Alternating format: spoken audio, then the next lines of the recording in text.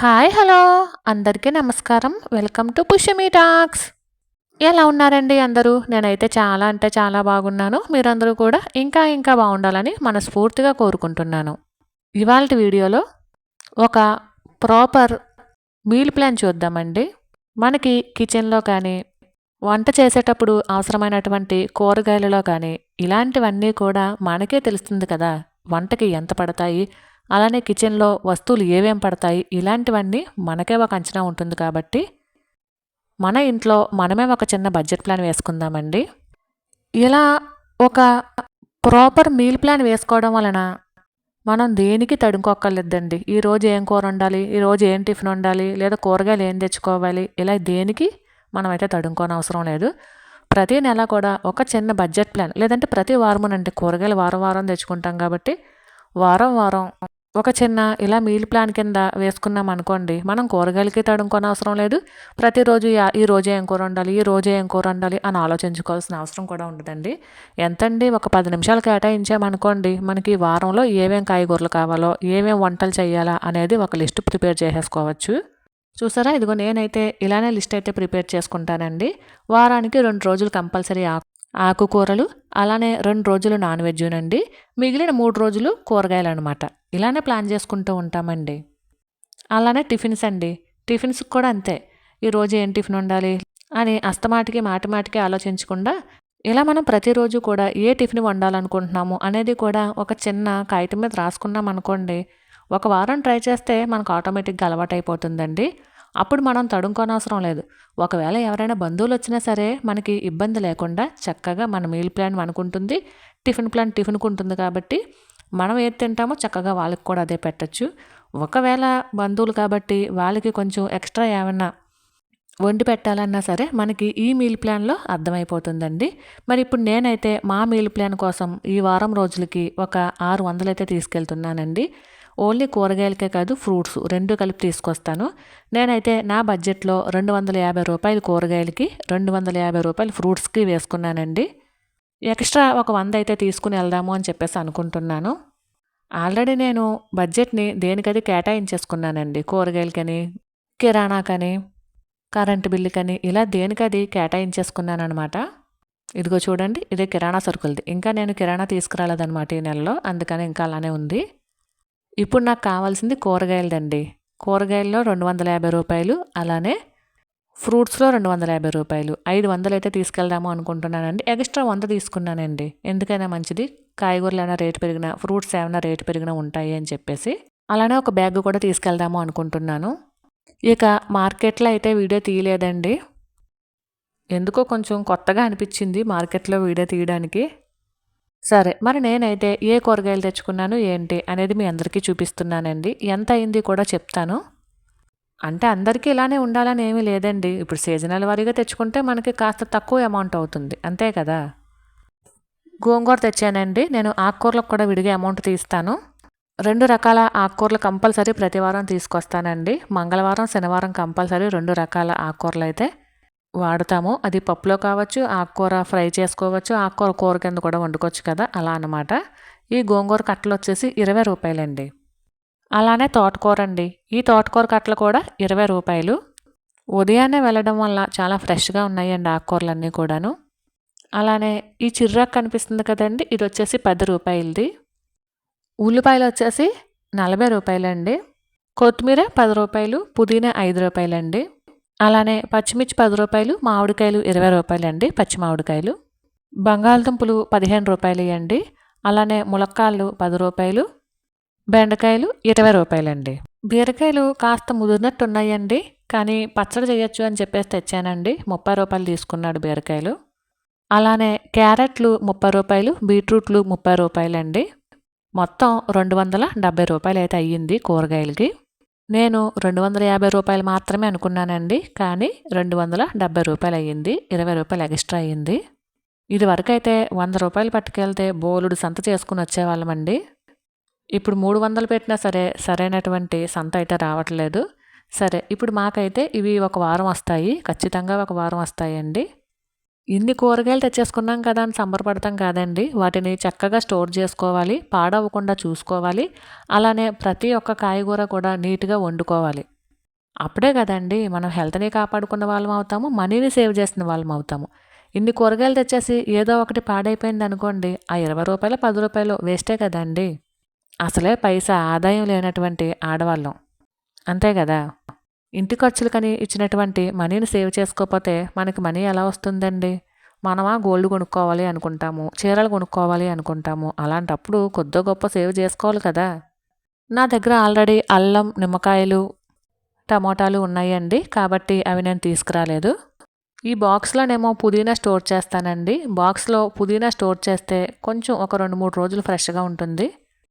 వీటిని తెచ్చుకోగానే సంబరం కాదండి. సర్దుకోగానే అయిపోయింది అనుకోకూడదు. నీట్‌గా వండుకు తినాలండి. చాలామంది ఏంటంటే కూరగాయలు తెచ్చేస్తారు, ఆకుకూరలు తెచ్చేస్తారు కానీ వండుకు తినరండి. అవన్నీ పాడైపోవడమో, కుళ్ళిపోవడమో జరుగుతాయండి. అప్పుడు వాటిని అనవసరంగా పాడేయాలి. ఇంకొంతమంది అతండి అంటే ఎక్కువగా తెచ్చేసుకుంటూ ఉంటారు కాయగూరలు. తీరా చూస్తే అవన్నీ పట్టవు. ఎందుకంటే ఈ రోజుల్లో ఇంచుమించు అన్నీ చిన్న ఫ్యామిలీసే కదా! ఎక్కడో రేర్‌గా ఉమ్మడి ఫ్యామిలీస్ ఉంటున్నాయి. అంతే కదండీ! ఉద్యోగరీత్యానో, వృత్తిరీత్యానో మనము కూడా సొంత ఊర్లను వదిలేసి బయటకొచ్చేస్తున్నప్పుడు అన్నీ కూడా చిన్న ఫ్యామిలీస్ అయిపోతున్నాయి కాబట్టి ఎవరికి ఎంత పడతాయి అనేది ఆటోమేటిక్‌గా ఒక నెల, 2 నెలలు చూస్తే అంచనా వచ్చేస్తుంది కదండీ! దాన్ని బట్టి మనమైతే కాయగూరలు తెచ్చుకోవాలి. ఎక్కువ తెచ్చేసుకొని అనవసరంగా పాడు చేసుకునే కన్నా ఎంత కావాలో అంతవరకునే తెచ్చుకుని కాస్త ఏదో 10కి 10 తోడు అన్నట్టు ఒక 10, 20 సేవ్ చేయొచ్చు కదండీ! 10కి, 20కి ఏమొస్తుందని ఏమి అనుకోనవసరం లేదండి. పొదుపు అనేది స్టార్ట్ చేస్తే ఆ రూ. 10 ఒక రూ. 100 ఎంచుకునే మార్గాన్ని చూపిస్తుంది. ఇది నేను ప్రత్యేకించి చెప్పనవసరం లేదండి. ఇంట్లో ఉండే ఆడవాళ్ళందరికీ తెలుసు పొదుపు ఎలా చెయ్యాలి, ఎక్కడ చెయ్యాలి అని. కాకపోతే మన ఆడవాళ్ళ తత్వం ఏంటంటే కష్టపడి పొదుపు చేస్తామండి. పొదుపు చేసినటువంటి మనీని ఇష్టం వచ్చినట్లు ఖర్చు పెట్టేస్తాం. ఇంకొక మాట కూడా అనుకోవచ్చు పొదుపు చేసేది ఖర్చు పెట్టుకోవడానికే కదా అని. కరెక్టేనండి. పొదుపు చేసేది ఖర్చు పెట్టుకోవడానికే.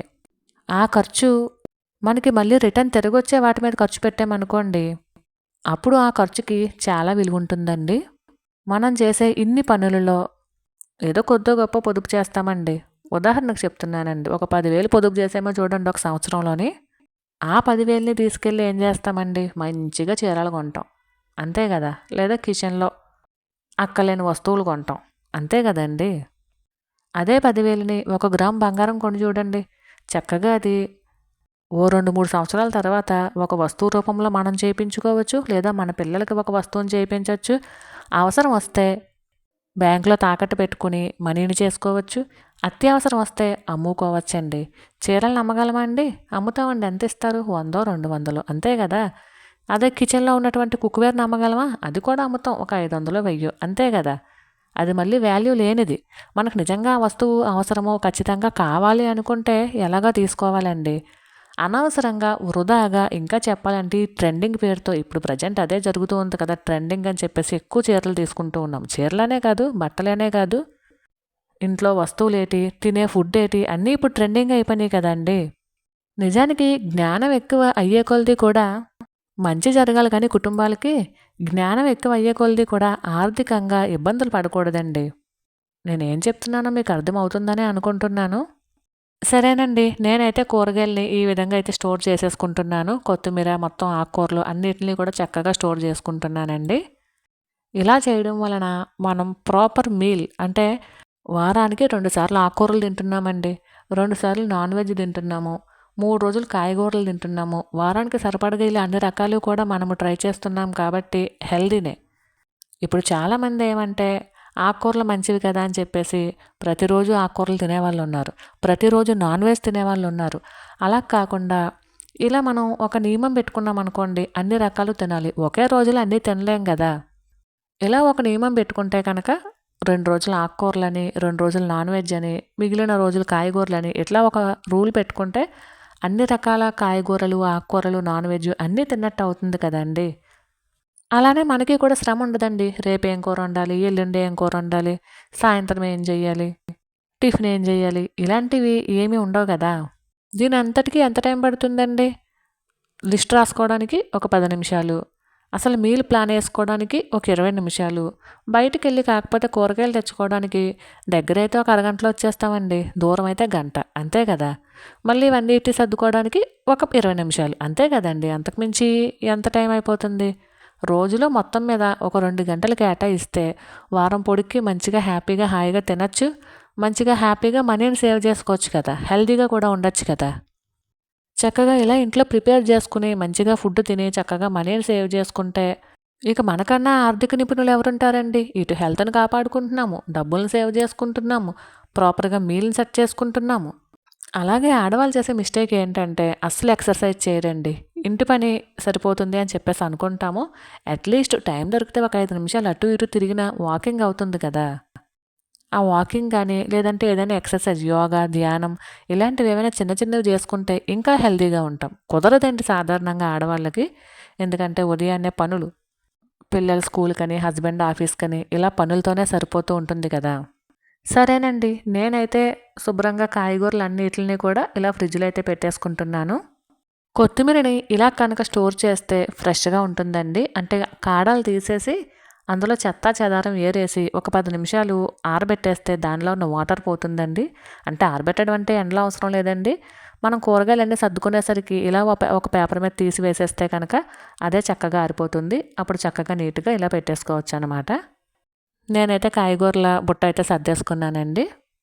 ఇక పుదీనా అయితే ఇలా ప్లాస్టిక్ బాక్స్‌లోకి ఆకుల కింద విడదీసేసుకున్నాను కదా! దాన్ని మామూలుగానే మనం రెగ్యులర్‌గా ఎలాగైతే పెట్టుకుంటామో అలానే కాయగూరలు దాంట్లో కాకుండా మామూలు ఫ్రిడ్జ్ జార్‌లోనే పెట్టేసుకోవచ్చండి. అది కూడా ఫ్రెష్‌గా ఉంటుంది. ఇక కూరగాయలు సర్దేసిన తర్వాత మనకి ఎలానో వస్తుంది కదండీ చెత్త. ఇక ఆ చెత్తను కూడా చక్కగా క్లీన్ చేసేసుకుంటున్నాను. మనం చేసే ఇలాంటి చిన్న చిన్న పనుల్లో నుండే చిన్న చిన్న ఆనందాలు పొందుతూ ఉంటాం కదా! ఆ చిన్న చిన్న ఆనందాలతో పాటే చిన్న చిన్న మనీ సేవింగ్స్ కూడా నేర్చుకున్నాం అనుకోండి. ఆ మనీ సేవింగ్స్‌ని చక్కగా ఏ గోల్డో తీసుకోవడానికి యూజ్ చేస్తే మనకి చాలా యూజ్ ఉంటుందండి. గోల్డ్ ఒకటే కాదండి. ఈ మధ్యకాలం ఆడవాళ్ళు చాలా వాటిలో ఇన్వెస్ట్‌మెంట్ చేస్తూ ఉన్నారు. కానీ బెస్ట్ ఆప్షన్ ఏదైనా ఉంది ఆడవాళ్ళకి అంటే అది గోల్డేనండి. తర్వాత ఇదిగోండి ఈరోజు తెచ్చినటువంటి ఫ్రూట్స్ పుచ్చకాయ తెచ్చానండి రూ. 100. అర కేజీ గ్రేప్స్, అర కేజీ బ్లాక్ గ్రేప్స్, అర కేజీ వైట్ గ్రేప్స్ అదే గ్రీన్ గ్రేప్స్ తెచ్చానండి. అదొక 50, ఇదొక 50 అండి. 200 అయింది ఫ్రూట్స్‌కి. ఫ్రూట్స్‌కి పట్టుకెళ్ళినటువంటి రూ. 250 కూరగాయలకు పట్టుకెళ్ళినటువంటి రూ. 250 రూ. 20 కూరగాయలకి ఎక్కువైందండి.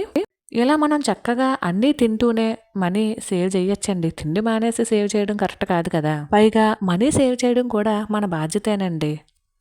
మరైతే ఇదేనండి ఇవాల్టి వీడియో. ఈ వీడియో కనుక మీకు నచ్చినట్లయితే please like, share and subscribe. మరొక వీడియోతో మళ్ళీ కలుసుకుంటానండి. అంతవరకు ఉంటాను. Thank you for watching. Bye.